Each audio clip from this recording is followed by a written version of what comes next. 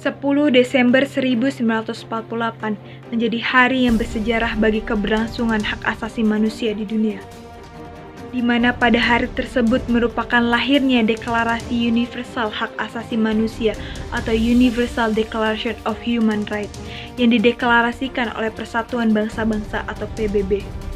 Bertepat di Palais de Chaillot, Paris, deklarasi tersebut berisi tentang hak yang tidak dapat diganggu-gugat dan dicabut oleh siapapun terkait hak sebagai manusia. Dan pada tahun 1950, lahirnya deklarasi tersebut membuat Dewan PBB mengundang semua negara dan organisasi untuk memperingati setiap 10 Desember sebagai Hari Hak Asasi Manusia Sedunia. Perjalanan HAM di Indonesia tidak begitu mulus. Sejak masa pemerintahan pertama RI Soekarno-Hatta hingga sekarang terdapat banyak sekali kasus pelanggaran yang terjadi, terutama yang paling banyak terjadi pada tahun 1998 era Orde Baru. Mereka berebut kuasa, mereka menenteng senjata, mereka menembak rakyat, tapi kemudian bersembunyi di balik enteng kekuasaan. Jangan kita biarkan orang-orang pemicut itu tetap gagah. Saya kira tidak, mereka gagal untuk gagah, mereka hanya ada di baju. Tapi dalam tubuh mereka adalah sesuatu kehinaan, sesuatu yang tidak bertanggung jawab, yang mereka akan bayar sampai di manapun. Sampai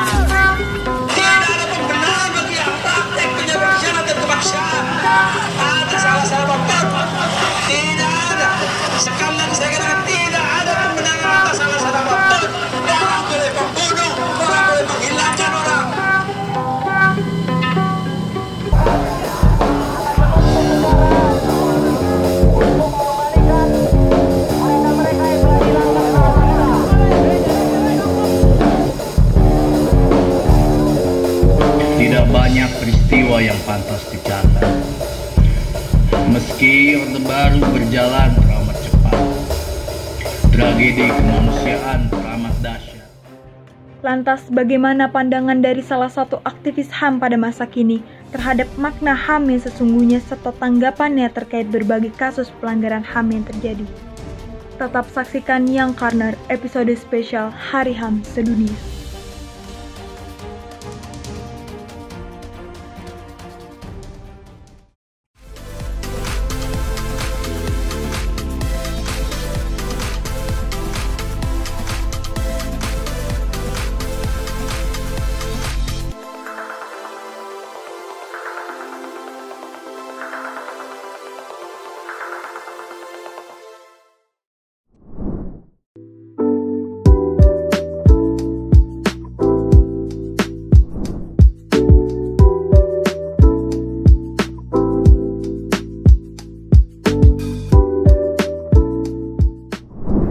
Halo Kak, sebelumnya boleh kenalan dulu gak nih?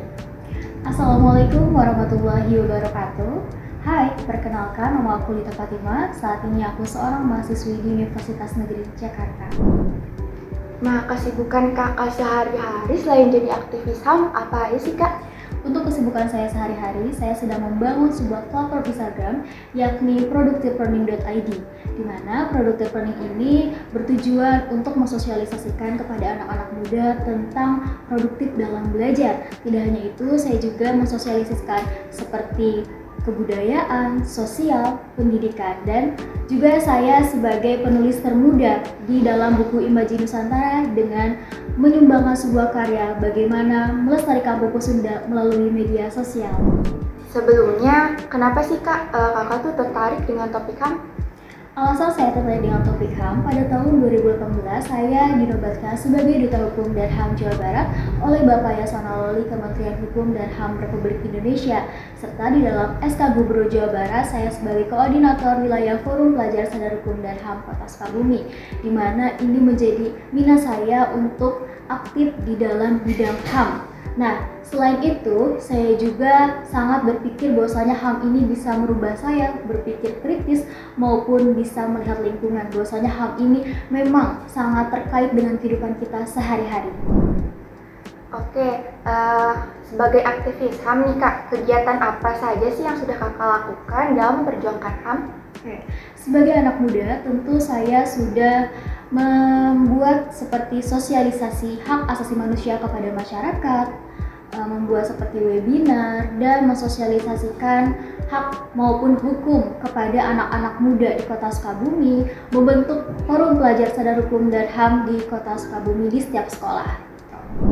Wah, kalau menurut kakak nih, apa sih makna HAM? Untuk makna HAM, saya akan mengambil di dalam Universal Declaration of Human Rights, di mana dalam pasal 1 angka 1 nomor 39 tahun 1999 bahwasanya hak asasi manusia merupakan hak yang melekat pada diri manusia sebagai makhluk Tuhan yang Maha Esa dan anugerahnya yang wajib dihormati, dijunjung tinggi, dilindungi oleh negara, hukum, pemerintah, dan setiap orang demi kehormatannya, serta sebagai harkat martabat manusia.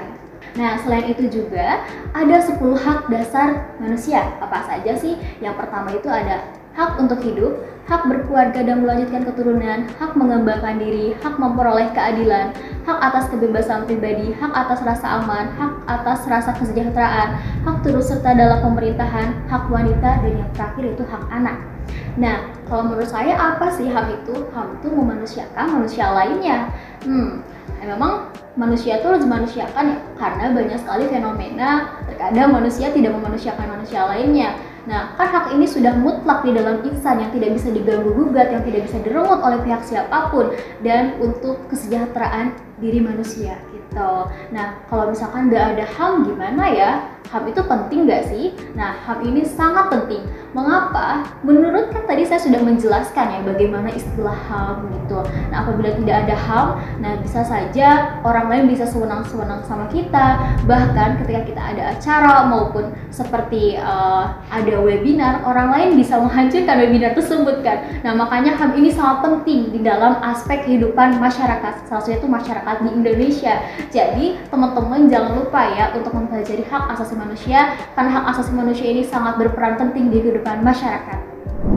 Wah, keren banget nih Kak. Kalau boleh ceritakan bagaimana pandangan kakak terhadap berbagai kasus pelanggaran HAM di masa lalu? Untuk pandangan saya terhadap pelanggaran HAM di masa lalu, tentu ini membuat saya sangat tertarik nih.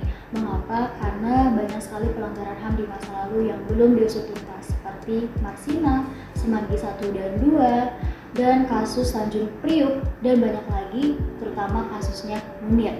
Tapi di sini saya akan menjelaskan mengenai kasus Munir. Mengapa sih aku menjelaskan kasus Munir? Karena menurutku semoga saja diambil hikmahnya untuk anak-anak muda tentunya ya. Nah, Munir merupakan seorang aktivis HAM untuk penegakan HAM di Indonesia. Nah, salah satunya tuh ketika Munir akan berangkat menyelesaikan studinya ke Amsterdam, Belanda, beliau terkena racun. Yaitu racunnya itu arsenik, zat yang sangat berbahaya dan tidak ada bau maupun rasanya. Beliau diracuni antara di pesawat ketika di bandara Changi Singapura atau di bandara menuju ke Singapura waktu itu. Nah, di sana menjadi sebuah misterius apakah siapa sih dalam atau otak dibalik pembunuhan Munir ini. Nah, ini membuat saya berpikir bahwasanya hak asasi manusia wajib ditegakkan, apalagi anak-anak muda harus menolak lupa gitu. Nah, untuk pandangan saya sendiri bagaimana sih dari kisah Munir itu, yakni harus adanya pemerintah lebih menyusut tuntas kasus-kasus pelanggaran HAM di masa lalu. Saya berharap semoga pemerintah bisa menegakkan hak asasi manusia, apalagi terutama kepada korban-korban pelanggaran HAM di masa lalu. Wah, menarik nih Kak. Kalau menurut kakak, apa sih kasus HAM yang belum teratasi oleh pemerintah? Untuk kasus HAM yang belum teratasi, menurut saya masih banyak ya tentunya. Nah, seperti kasus Marsina, kasus Munir, kasus Semanggi 1 dan 2, kasus Tanjung Priuk, dan sebagainya. Ini menjadi sebuah acuan bagi masyarakat maupun pemerintah Indonesia. Mengapa pemerintah Indonesia perlu untuk menuntaskan? Karena ini bersangkutan paut dengan penegakan atau hak asasi manusia di Indonesia tentunya. Nah, jadi menurut saya masih banyak sekali kasus-kasus pelanggaran HAM di masa lalu belum dituntaskan oleh pemerintah. Saya berharap pemerintah Indonesia bisa menuntaskan kasus-kasus pelanggaran HAM di masa lalu. Terdapat salah satu aksi yang setiap hari Kamis dilakukan oleh berbagai aktivis HAM nih Kak. dan juga mulai dari keluarga korban pelanggaran HAM masa lalu, yaitu aksi Kamisan. Nah, menurut kakak, apakah aksi yang sudah dilakukan 2007 silam tersebut efektif membuat perubahan terhadap pemerintah dalam menangani kasus-kasus pelanggaran HAM yang terjadi? Oke, saya tidak bisa mengatakan bahwasannya efektif atau tidak, tapi saya sangat mengapresiasi kepada para masyarakat yang selalu menggelar Kamisan, baik itu di Istana Presiden maupun di berbagai daerah, di salah satu di kabupaten provinsi masing-masing. Aksi Kamisan ini sangat patut untuk diapresiasi. Salah satunya itu tentu banyak korban-korban hilang pada tahun 1997 sampai 1998 yang menyebabkan orang tuanya meminta kepada presiden maupun kepada pemerintah, kemana anak saya, kembalikan anak saya, apabila ada anak saya tolong kembalikan kepada saya, apabila sudah wafat tolong beritahu saya. Tapi pemerintah tentu tidak membalas suara rakyat yang selalu diutarakan kepada pemerintah itu tersendiri. Banyak sekali aksi-aksi kepada pemerintah, terutama rakyat Indonesia terhadap aksi Kamisan ini. Salah satunya tuh teman-teman bisa mengecek di media sosial seperti internet maupun Instagram tentang Kamisan yang selalu diselenggarakan pada hari Kamis.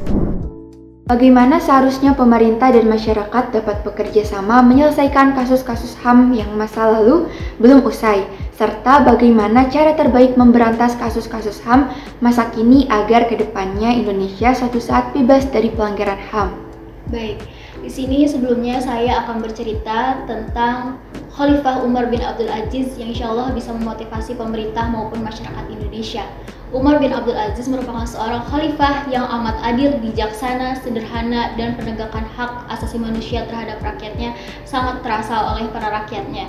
Nah, pada saat itu Umar bin Abdul Aziz ingin istirahat dan anaknya mengatakan, "Wahai Amirul Mukminin, kenapa engkau beristirahat?" Langsung Umar bin Abdul Aziz mengatakan, "Saya ingin istirahat karena saya lelah." Dan langsung anaknya mengatakan, "Wahai Amirul Mukminin, bagaimana dengan rakyatmu yang terzalimi, yang tidak terpenuhi hak-haknya?" Langsung wahai Amirul Mukminin mengatakan, "Saya ingin beristirahat sampai zuhur saja." Ketika itu anaknya mengatakan, "Wahai Amirul Mukminin, bagaimana apabila engkau meninggal setelah zuhur itu dan engkau tidak bisa mengurusi rakyat-rakyatmu? Bagaimana engkau di hadapan Allah nanti?" Langsung di sana Umar bin Abdul Aziz berdiri dan mencium kening anaknya dan langsung berdoa kepada Allah, "Ya Allah, terima kasih engkau telah memberikan anak yang bisa mengingatkanku terhadap keadilan maupun terhadap engkau ya Allah." Nah, di sana kita bisa ambil bahwasanya pemerintah harus bisa bersikap adil, bijaksana, dan lebih terbuka kepada rakyatnya, di mana pemerintah harus lebih mengutamakan masyarakat maupun warganya. Di sisi lain juga, masyarakat harus bisa lebih mendorong, harus bisa lebih untuk mendukung program pemerintah maupun untuk menegakkan hak asasi manusia di Indonesia untuk masa yang akan datang. Bagaimana harapan kakak terhadap anak-anak muda di Indonesia agar lebih peduli HAM? Harapan saya kepada anak-anak muda untuk peduli akan adanya hak asasi manusia, anak-anak muda harus lebih aktif dan harus bisa memberikan versi terbaik dalam dirinya. Tidak hanya memberikan versi terbaik dalam diri, setidaknya saling menghargai, menghormati satu sama lain, memberikan dampak yang baik kepada teman sebayanya, dan tentu anak-anak muda saya yakin pasti bisa untuk lebih peka akan adanya hak asasi manusia. Oke, terakhir, satu kalimat untuk kebebasan HAM di Indonesia. Selamat Hari Hak Asasi Manusia Internasional. Mari memanusiakan manusia lainnya dengan tidak membatasi mimpi maupun karya mereka.